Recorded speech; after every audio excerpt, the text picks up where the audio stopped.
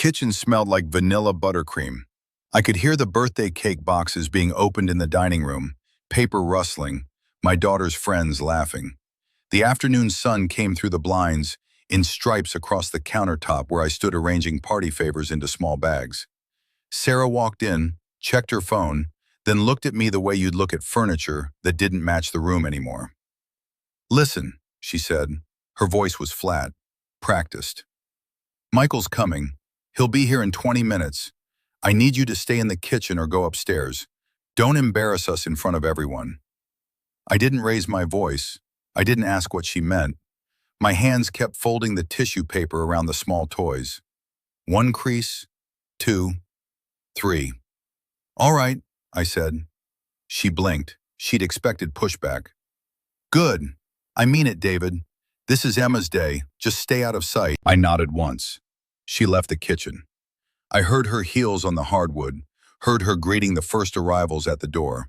Her voice bright and warm, and nothing like the one she just used with me. I placed the last party favor in its bag. Something inside me went quiet. Not broken, just quiet. They had no idea what they'd set in motion. "My name is David Mercer. I'm 51 years old. For 19 years, I've been married to Sarah Hartfield Mercer. She kept both names after the wedding, said it was important for her career in pharmaceutical sales. I never minded. I worked in compliance at a mid-sized insurance firm, the kind of job where you review documents and make sure the numbers align with regulations. Steady work, unglamorous, the kind of income that paid for birthday parties and dance lessons and summer camps without anyone noticing where it came from. On the surface, our marriage looked stable. We had routines. She traveled twice a month for conferences. I handled school pickups and grocery runs. We split the utility bills from a joint account I'd set up years ago. We sat across from each other at the kitchen table most nights, her scrolling through work emails while I asked Emma about her day. Small moments that felt like a life. But there were cracks, small ones at first. Sarah would cut me off mid-sentence when I mentioned something about work. "No one wants to hear about compliance paperwork, David." She'd laugh, but her eyes stayed cold. Or the time I suggested we skip her company gala and spend the weekend hiking with Emma. "You never want to do anything that matters," she said, as if a weekend with our daughter didn't count. Then there was money. She'd make purchases from our joint account without mention. A new handbag, spa weekends with her sister. When I asked about it, she'd say, "I work hard for this family too, David. Don't nickel and dime me." So I stopped asking. I let it go. I let a lot go. Michael Donnelly was a name she'd dropped like a stone into still water. I knew who he was. We'd all gone to the same high school 28 years ago. He'd been the track star, the guy who got a scholarship to run at Penn State, then blew out his knee sophomore year and came back to town to sell luxury cars. Sarah and I had dated briefly our senior year before I left for college. When I came back after graduation, we reconnected, got married at 29 and 32, built what I thought was a solid life. 3 months ago, I started noticing her phone habits change. She'd take calls in the garage. Texts would light up her screen and she'd angle it away from me. I didn't snoop. I trusted her. That was my flaw. Too silent, too accommodating. I believed that if I gave her space, she'd come back to center. I was wrong. 2 weeks before Emma's birthday, I was home early. Compliance audit finished ahead of schedule. I walked into the kitchen and found Sarah at the table with her laptop open. She closed it quickly when she saw me, but not before I caught a glimpse of a message thread. Michael's name at the top. I didn't say anything. I made coffee, poured her a cup, set it down in front of her. She thanked me. We didn't talk about it. That night I couldn't sleep. I lay in bed and listened to her breathing beside me, steady and unbothered, and I realized I'd become a background fixture in my own home. A checkbook with a pulse. The morning of Emma's birthday, Sarah told me about the party. Emma had invited 12 friends from school. Sarah had planned everything, catered lunch, a dessert table, games in the backyard. Then she mentioned Michael. "He's dropping off a gift for Emma," she said, stirring her coffee. "He's been mentoring her in track. You know how she's been wanting to get faster for regionals." I didn't know. I'd asked Emma about track 3 times that month, and she'd given me one-word answers. I looked at Sarah. When did this start? A few weeks ago, he offered. He's good with kids, David, don't make it weird. I wanted to ask how it wasn't already weird. How my wife inviting the man she was clearly messaging late at night to our daughter's birthday party wasn't the definition of weird. Instead, I said, okay. She looked relieved. That's when I knew. She wanted me to stay quiet, to disappear, to make it easy for her. So when she walked into the kitchen that afternoon and told me not to embarrass us, I understood exactly what she meant. Don't exist. Don't remind anyone that you're still here. Let Michael play the role of the present, engaged man in Emma's life, while I faded into the tile grout. The doorbell rang. I heard Sarah's voice, bright and animated. Michael, oh my gosh, thank you so much for coming. Then laughter, Emma's voice joining in. Footsteps moving through the house toward the backyard. I stood at the kitchen counter. My chest felt hollow. Not tight, hollow. Like something had been scooped out and the edges were still clean. I pulled out my phone, opened my messages, scrolled back through the last 3 months of text with Sarah. Logistics, grocery lists. Can you pick up Emma? Don't forget the payment for dance. Not a single question about my day. Not one moment of warmth. I took a screenshot, then another. I went back further, found a credit card statement from our joint account, a hotel charge in Philadelphia 2 months ago when she'd told me she was at a conference in Boston. I took a picture of that too. Then I called my attorney. His name was Roger Hastings, an old college friend who'd gone into family law. We'd played racquetball twice a month for years. He picked up on the second ring. Dave, what's up? I need to talk to you about something. Not now. Monday. Can you do Monday morning? Of course. Everything okay? It will be, I said. I just need some advice. I hung up. I looked at the calendar on the wall. Today was Saturday, Emma's 12th birthday. In 48 hours, I'd sit across from Roger and lay out everything I'd been too afraid to see. Silence wasn't surrender. It was strategy. The next 2 months unfolded with precision. Roger reviewed everything I brought him. The screenshots, the credit card statements, the calendar showing Sarah's travel dates that didn't match the conferences she'd claimed to attend. He made notes in careful handwriting. This is enough, he said. More than enough.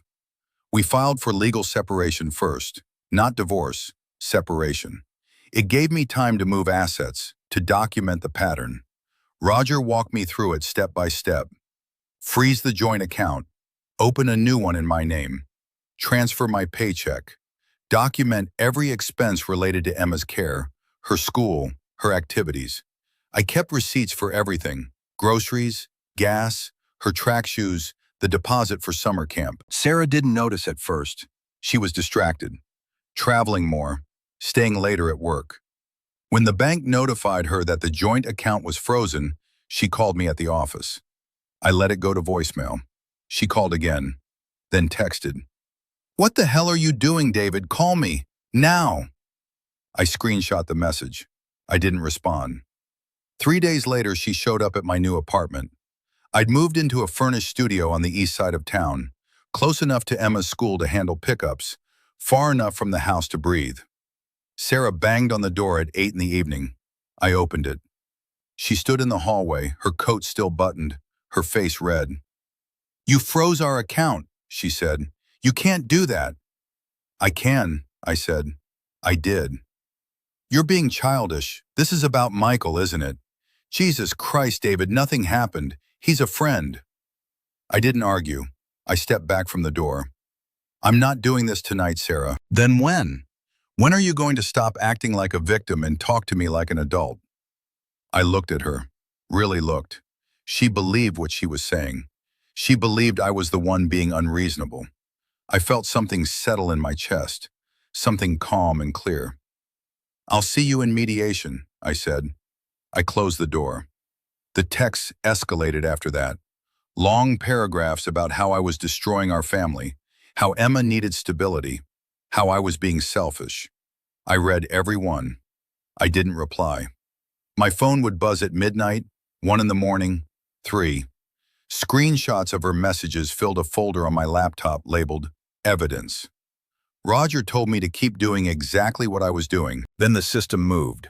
A letter arrived from Sarah's attorney proposing a division of assets. It was aggressive. She wanted the house, full custody, alimony. The letter outlined her contribution to the household income, her role as the primary parent, her need for stability given her career demands. It was almost impressive in its audacity. Roger drafted a response. We attached bank records showing that I'd paid 80% of Emma's expenses over the last 3 years.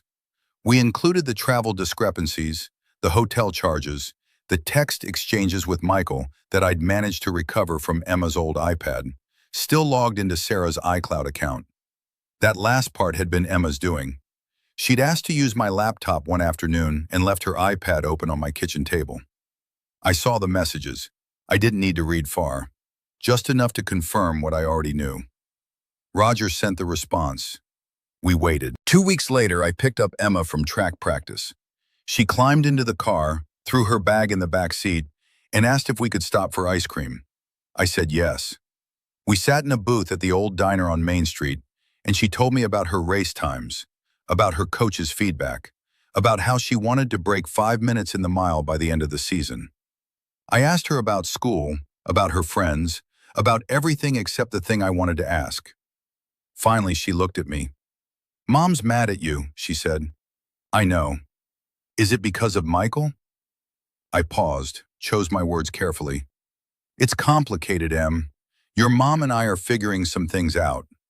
She stirred her ice cream. I don't really like him, she said. Michael. He's okay, I guess, but he tries too hard, like he wants me to think he's cool. I felt something crack open in my chest. Not relief, something sharper.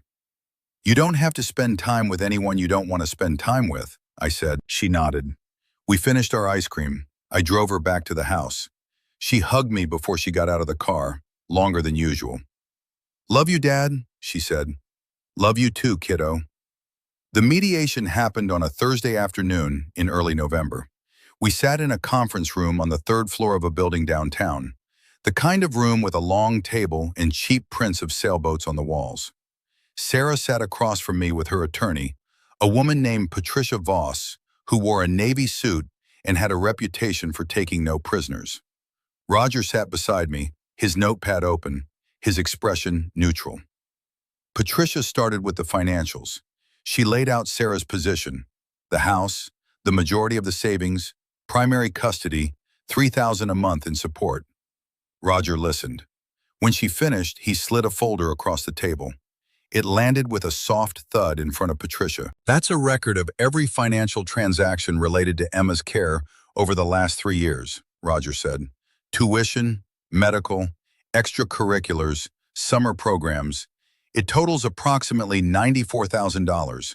My client paid $82,000 of it. Patricia opened the folder. Her expression didn't change, but I saw her jaw tighten. Roger continued. The second section includes travel records that don't match the conferences Mrs. Mercer claimed to attend. Hotel stays in cities where no documented business took place. Credit card charges for dinners for 2 during times when Mr. Mercer was home with their daughter. Sarah shifted in her chair. That's my personal business, she said. Her voice was sharp, but thin. It's relevant to the question of financial and parental contribution, Roger said evenly. The third section includes communication records recovered from a shared device, messages between Mrs. Mercer and a third party that suggest an ongoing relationship during the marriage. Patricia held up a hand. Let's take a 15-minute break. Sarah stood. She walked out of the room without looking at me. Patricia followed. The door clicked shut. Roger leaned back in his chair. That went well, he said. How can you tell? She didn't argue. He tapped his pen on the folder. She'll come back with a revised offer. 20 minutes later, they returned. Patricia sat down. Sarah looked at the table, not at me. Patricia spoke first. We're prepared to revisit the custody arrangement, she said. Shared physical custody with a detailed schedule. The financial ask will be reduced to $1,500 a month for 6 months, then reassessed based on demonstrated need. Roger glanced at me. I nodded. And the house? Roger asked. Mrs. Mercer retains the house, but Mr. Mercer's name remains on the title until the mortgage is refinanced or the property is sold. She assumes the mortgage payments. I looked at Sarah. She was staring at her hands. I felt something rise in my throat. Not anger, not satisfaction. Something quieter. I thought about Emma sitting in that booth, telling me she didn't really like Michael. I thought about the years I'd spent folding myself smaller to make room for Sarah's needs, her career, her version of our life. I leaned forward. I want something on record, I said. Patricia raised an eyebrow. What's that? I looked directly at Sarah. She finally met my eyes. You chose who mattered when you invited him into our daughter's life without telling me. Money doesn't explain behavior, it reveals it. She flinched, just slightly. Enough. Roger cleared his throat. My client accepts the revised terms, he said. We signed the papers that day. I left the building at 4:30. The air was cold and sharp, the kind of November cold that cleared your lungs.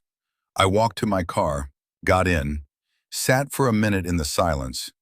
I didn't feel triumphant. I felt unburdened.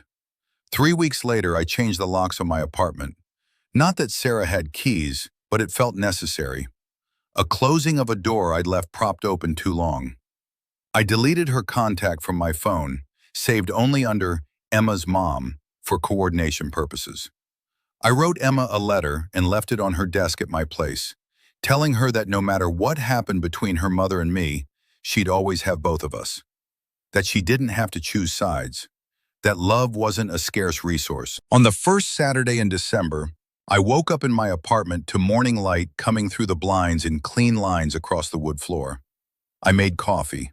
Strong, black, the way I liked it before Sarah told me it was too bitter and I should add cream. I sat at the small kitchen table and looked out the window at the street below. A light rain was starting, tapping against the glass in a rhythm that felt almost musical. I thought about the party, about Sarah's voice when she told me not to embarrass them, about the version of myself I'd been then, folding tissue paper and staying quiet and believing that silence was the same as peace. Silence isn't surrender. Sometimes it's preparation. You don't fix a burning house by pretending it's not on fire. You gather what matters and you walk out the door before the roof caves in. I wasn't bitter. I didn't hate Sarah. Somewhere under all the mess, I understood that she'd been trying to fill a space I couldn't see, a need I couldn't meet. But that didn't make her choices right. It didn't make the hurt disappear. It just meant we were two people who'd built a life on different assumptions and finally ran out of ways to ignore it. I should have seen it sooner. I should have asked harder questions. I should have trusted the hollow feeling in my chest when she closed her laptop that night, when she angled her phone away, when she told me not to make it weird. But I'd wanted to believe we were solid. I'd wanted the surface to be enough. Now, sitting in the quiet of my apartment, I knew better. The surface is never enough. Truth lives in the details. Who pays attention? Who shows up? Who puts in the work when no one's watching? I'd done that. I'd been doing it for years. And that was something I could carry forward, even if the marriage couldn't. If you'd been in my place that afternoon in the kitchen, would you have stayed quiet? Or would you have confronted her right there in front of everyone? Tell me in the comments where you're listening from. I want to know I'm not the only one who's walked this road. Your presence here, your willingness to listen to a stranger's story, means more than you know. If stories like this matter to you, if they help you make sense of your own life or feel a little less alone, subscribe. Let's keep walking this road together. There's strength in numbers. There's strength in knowing you're not the only one who's chosen to stop pretending and start building something real.